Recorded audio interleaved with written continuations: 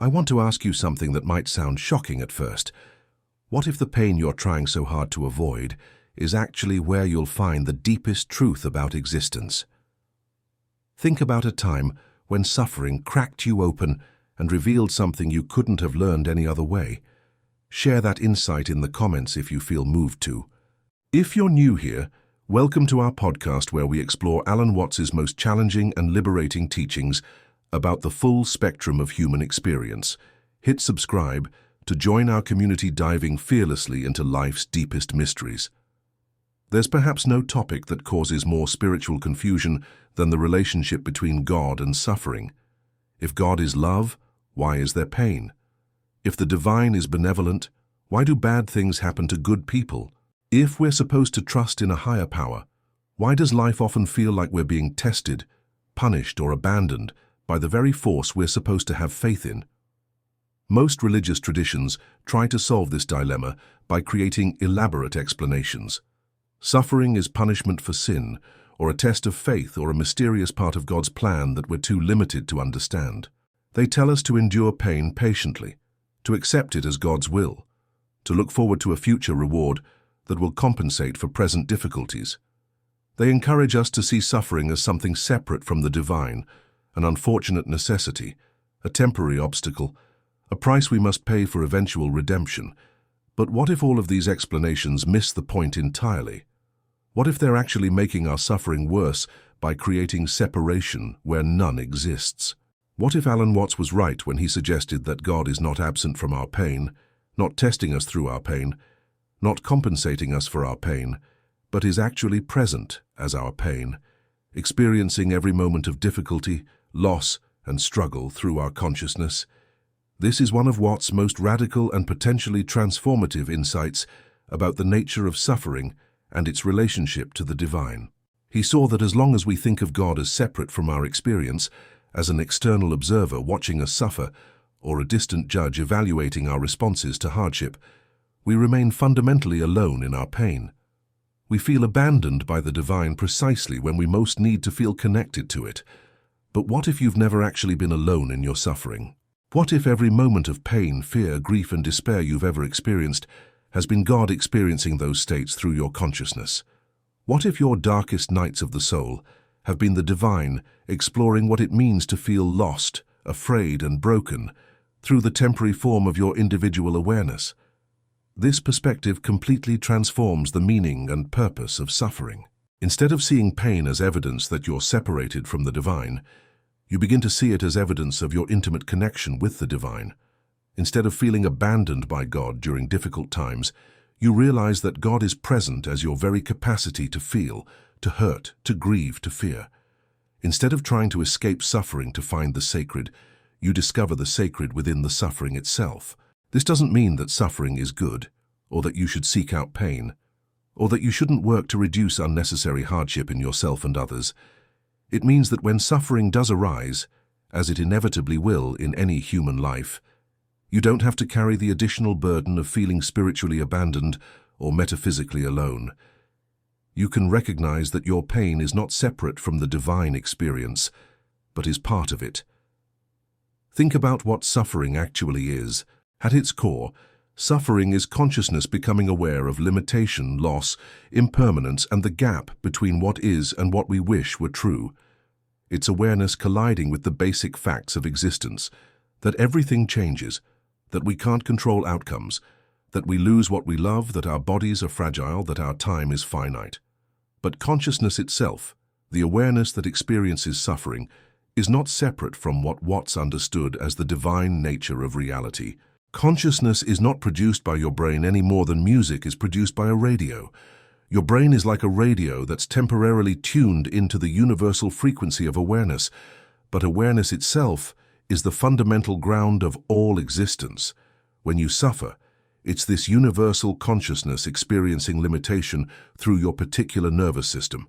When you grieve, it's the divine learning what loss feels like through your individual heart. When you're afraid, it's God discovering what fear is like through your specific circumstances. You are not someone separate from the divine who happens to be suffering. You are the divine itself, temporarily experiencing what it's like to be human, with all the vulnerability, uncertainty, and pain that human existence entails. This recognition can bring profound comfort during difficult times, but it's not the kind of superficial comfort that tries to make pain go away or pretend that everything happens for a reason.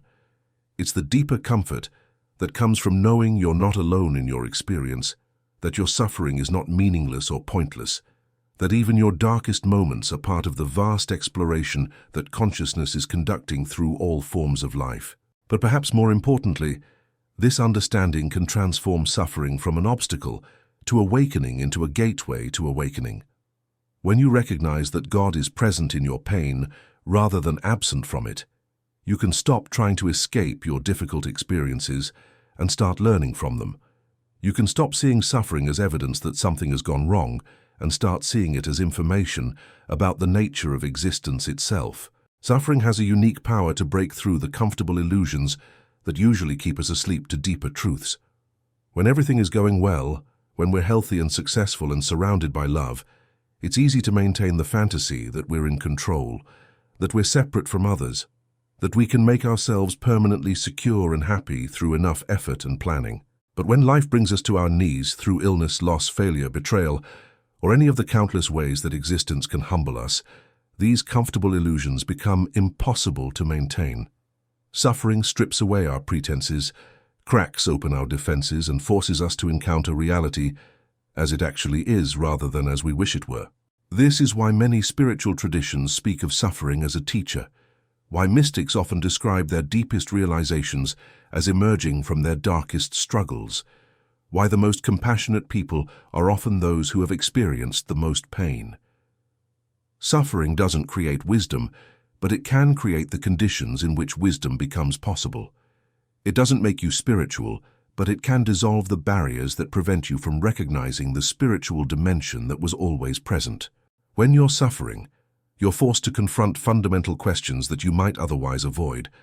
What am I really? What can I actually control? What's truly important? What remains when everything I thought I could depend on falls away? These are not comfortable questions, but they're the questions that can lead to the most profound discoveries about yourself and reality. The key insight that Watts offered is that you don't have to wait until after your suffering ends to find the divine. The divine is present in the very experience of suffering itself. God is not waiting on the other side of your pain to comfort you. God is present as your capacity to feel pain, as your ability to be aware of pain, as the consciousness in which pain arises and eventually passes away. This means that even in your most difficult moments, you're never actually separate from the sacred. Even when you feel most alone, you're experiencing the ultimate intimacy, the intimacy of being the very consciousness through which the divine explores what it means to be human. Even when you feel most broken, you're participating in the cosmic process by which universal awareness comes to know itself through every possible form of experience. This doesn't eliminate the reality of pain or make suffering pleasant. It doesn't mean you should passively accept harmful situations or stop working to improve difficult circumstances. But it does mean that you can suffer consciously rather than unconsciously, with awareness rather than resistance, with the recognition that even your pain is sacred because it's part of the divine experience. When you suffer consciously, something remarkable happens. The pain doesn't necessarily decrease, but the suffering around the pain, the resistance, the self-pity, the sense of victimization, the feeling of cosmic abandonment, begins to dissolve. You can feel grief without the story that grief shouldn't be happening. You can experience fear without the belief that fear means you're doing something wrong. You can be in physical pain without the mental anguish that comes from fighting against pain. This is what Watts meant when he talked about accepting what is. It's not passive resignation or giving up on improving your circumstances. It's the recognition that whatever is happening right now, including your suffering, is part of the divine play, part of the cosmic exploration, part of the way consciousness comes to know itself through every possible experience. You begin to see that your suffering is not a deviation from your spiritual path, but is your spiritual path. Your pain is not an obstacle to finding God, but is one of the ways God finds itself. Your struggles are not evidence that you're far from enlightenment, but are the very process by which enlightenment emerges. This understanding can completely transform how you relate to the difficult periods of your life. Instead of seeing them as times when you're separated from the divine, you can recognize them as times when you're most intimately connected to the divine experience. Instead of feeling abandoned by God during your darkest hours, you can know that those dark hours are God experiencing darkness through your consciousness. Instead of waiting for suffering to end so that your real life can begin, you can embrace suffering as part of your real life, as part of the full spectrum of experiences that consciousness explores through human existence. Instead of seeing pain as punishment, you can see it as curriculum. Not curriculum designed by some external teacher, but curriculum that emerges naturally from the encounter between infinite awareness and finite form. This doesn't mean becoming masochistic or seeking out unnecessary pain. It means recognizing that when pain does arise, it can become a doorway to deeper understanding, greater compassion, and more authentic connection with the fundamental mystery of existence. It means seeing that your suffering is not separate from your spiritual life, but is your spiritual life, expressed through one of its more challenging forms. God is in the pain, not because God enjoys causing suffering, but because God is the very capacity for experience itself, including the experience of suffering. Your pain is sacred not because it's pleasant, but because it's part of the infinite exploration that consciousness conducts through all forms of life. Your suffering is divine not because it's good, but because it's real, and reality in all its forms is the field in which the divine plays. When you truly understand this, you can face whatever life brings you with a different kind of courage, not the courage that pretends pain doesn't hurt, but the courage that knows you're never alone in your pain, because you are the very consciousness through which all pain is experienced and ultimately transcended. If this perspective on the sacred nature of suffering speaks to something deep in your experience, please share your thoughts in the comments. Your insights might be exactly what someone else needs to hear. And if you're ready to explore more of Alan Watts's profound teachings that find wisdom in life's most challenging experiences, subscribe and join our community of souls learning to embrace the full spectrum of human existence as sacred.